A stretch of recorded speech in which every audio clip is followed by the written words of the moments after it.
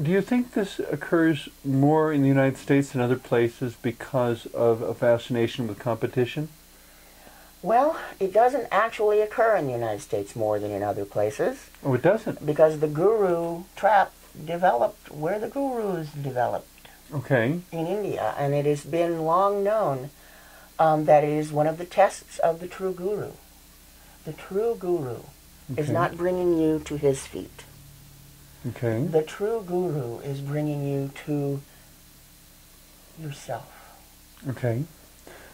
When I mention the United States, I guess my naive presumption is that being a much more established system in India, it would have had time to refine itself so that they, idealistically speaking, obviously I'm being very naive and idealistic here. The idea being that since it's been there longer, they should have worked this out already, and but it still leaves the question in my mind of whether the capitalistic competitive systems of American society do not somehow dramatically empower the problem of the guru syndrome. It's bigger because we have more opportunities for guruism, not just within religion. But our whole society also functions according to this drive of competition. Right. And who is the finance guru? Who is the marketing guru? Who is... Okay, there's always... they're giving seminars all the time. Several $1,000s to listen to this person tell you how your life is wrong. We have taken it to another level, okay, as only Americans can do. But it certainly exists everywhere. Hinduism is the world's oldest continuing pagan religion.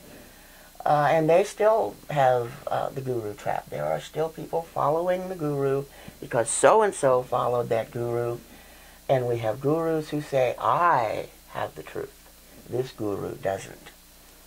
Correct me if I'm wrong, but blind faith is never true faith. No, but it's very easy for sheep. And that's a whole nother show, when we talk about whether people are sheep or whether they're... But then we get to another form of the guru, which is the shepherd. Okay. And so here we are, my flock, my sheep. In my experience, the leader who is more concerned about occupying the position of leadership than with knowing and serving the needs of the congregation. Or of the whatever individual member of the congregation. Or the individual member. If the leader doesn't know them, doesn't know what they need, doesn't know where they are on their spiritual path, how are they going to lead them with any effectiveness? Well... Or we'll say, how are they going to lead them? Very badly. That's exactly how they're going to lead them, and that's what happens. And that, too, is the trap. I can tell them to jump up and down in church, and they will do that. This would be a major indictment of the larger churches, of course, because it becomes impossible for the ministerial staff to know all the congregations. Yeah, absolutely impossible. You cannot have an intimate spiritual relationship with 1,000 people. You can't. Let alone money more than that. Yeah. Or, quite frankly, many less than that. But pagan, Christian, Jewish, whatever, I do not believe that any spirituality is a spectator sport. Well, neither do I. But there are people who, A, want that, and B, get that. And then there are those who are willing to give it to them. As Swami Vivekananda once said. Which is not necessarily reprehensible behavior, but say your quote first and we'll pursue that. But as Swami Vivekananda said, lo, there is a seeker born every minute, and two to take him along the way. And that goes back to P.T. Barnum, of course, and there is a sucker born every minute, and two to separate him from his money. But this is about your spiritual currency. And yeah, there are people there who are willing to say, follow me.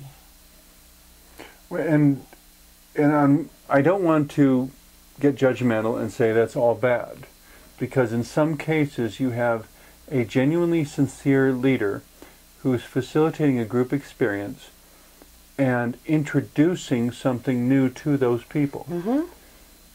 I would still say, however, that that leader's effectiveness is going to be severely limited according to how much knowledge or familiarity the leader has with that with person. the individual. And they still need to keep asking themselves, is this about me? Mm-hmm. Or am I serving the divine? Am I serving the work?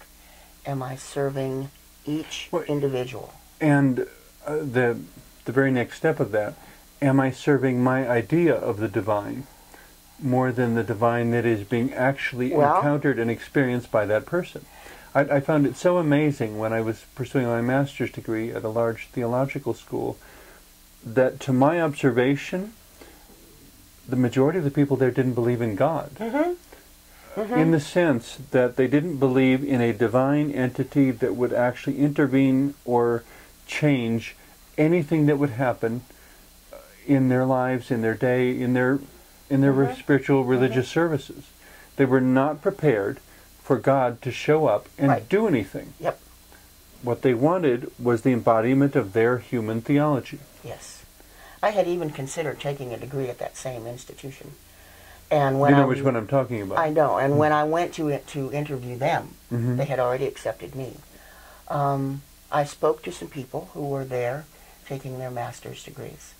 And I said, so tell me about why you're here. And I was expecting to hear vocation, God called me to make a difference, to be of service. Mm-hmm. What I heard from multiple people was, well, being a minister of a church is pretty secure. Frequently you get a house, sometimes a car. Financially secure, you mean? Yeah. There was not a word about, had no choice, called by the divine. No. Like the story of Jonah, when he said, you will go to Nineveh, and Jonah said no and ran the other way, and God said, you will go to Nineveh. Exactly. And dragged him there kicking and screaming in protest. There are many, many, many, many people who are drawn to the ministry because they have a vocation, they have a calling, absolutely. Mm-hmm.